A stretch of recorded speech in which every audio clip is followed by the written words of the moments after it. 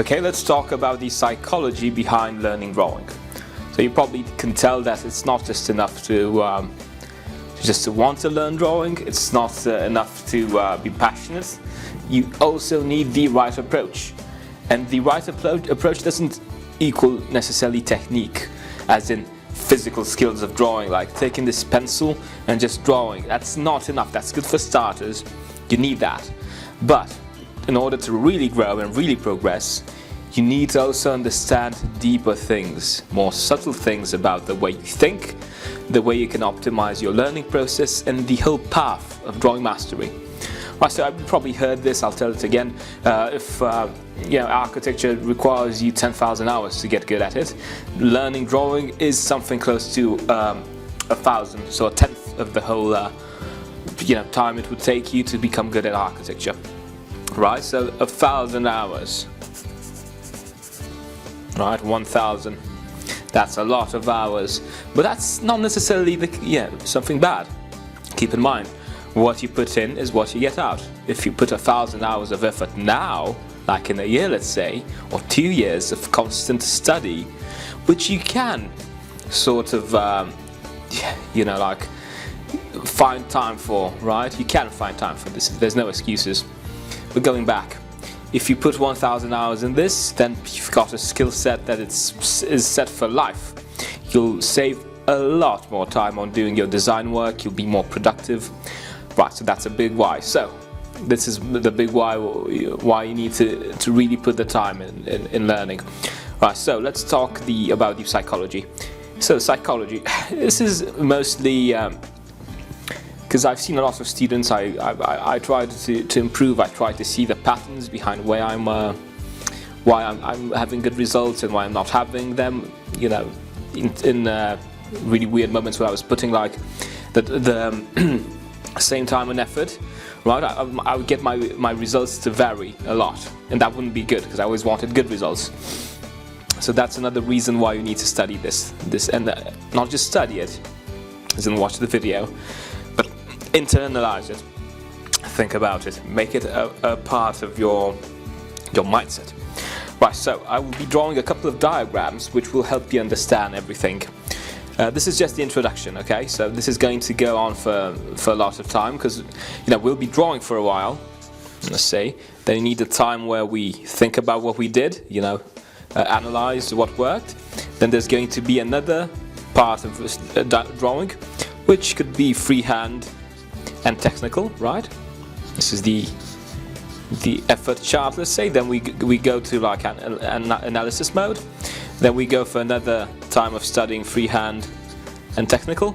Then we go for another, and so on and so forth. Right? At one time, you won't need these moments anymore because you'll be doing it automatically. You'll fit them in your study time.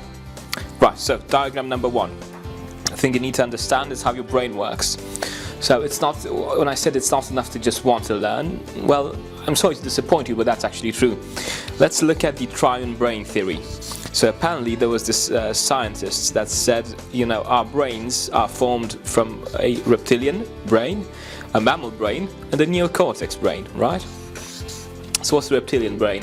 It's the physical brain. It's the thing that gets you the motor skills, right? The things that are concrete, right? The, let's say, part that's responsible for you literally having the skill of taking a pencil, the motor skills in your hand, the hatching, what's hatching? It's something that you don't think about it. It's on autopilot, right? So what could be some reptilian skills you need to know? Well, obviously the physical ones. Also, they can be exterior, to have a decent study place. You could go and just get a drawing board, get triangles, get drawing tools that you like. I don't mean like get a platinum triangle, right, or a golden triangle, because that's not necessary. But you need a clean study space, right? You need a place where you go and you study and you're not disturbed. You need to form a physical habit of always drawing, right?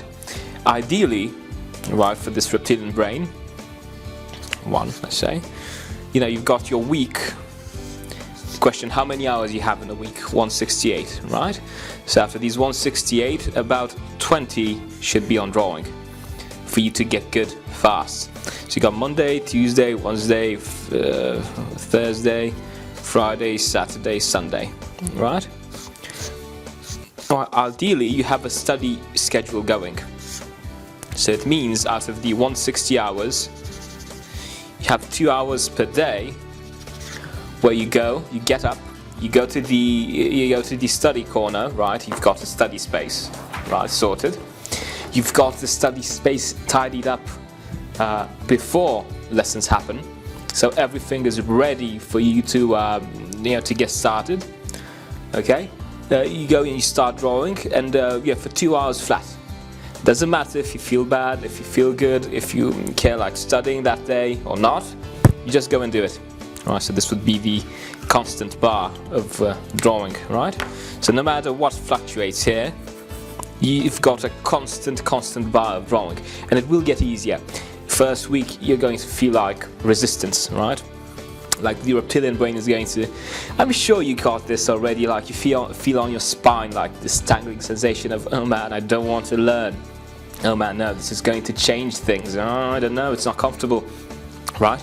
You need to ignore that and focus on what you need, as in doing the things, right? Okay, that's the reptilian part. We'll go into more detail as we move along, when on the next part of stopping and analyzing ourselves and our progress. Right, the next thing is the mammalian brain, right? The mammal brain, sorry.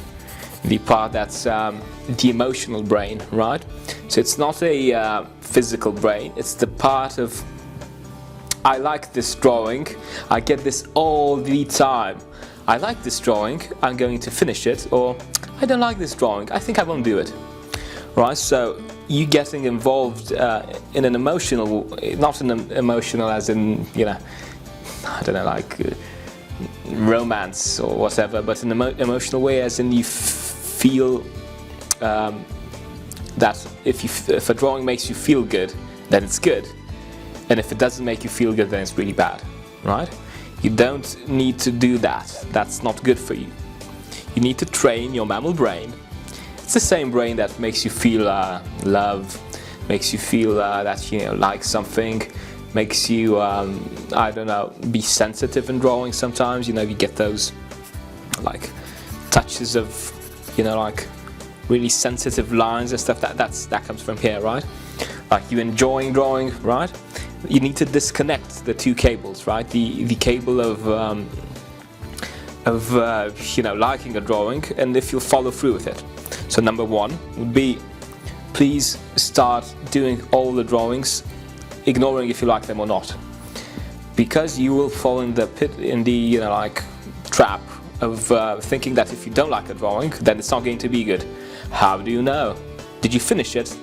What if you would finish it and then you pull out the conclusions? I can just, God, I can count on, just, I don't know, it's just an infinite amount of times I've seen like students or myself just start off like not liking something, drawing wise, and then you just start liking it, and like it grows, and it's like you even forget that you didn't like it in the first place.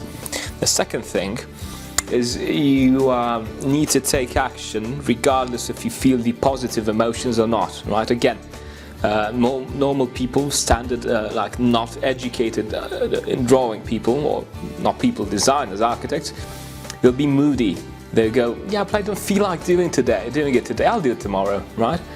Never fall for that. That's a trap. That's why you don't get good at drawing, because letting your emotions influence if you draw or not, it gets you into this like negative spiral of, right? It's not about emotions. It's not about the way you feel. It's about doing it. You need to take action. You need to be mature and realize that, yeah, it's more than just what I feel. It's about following through.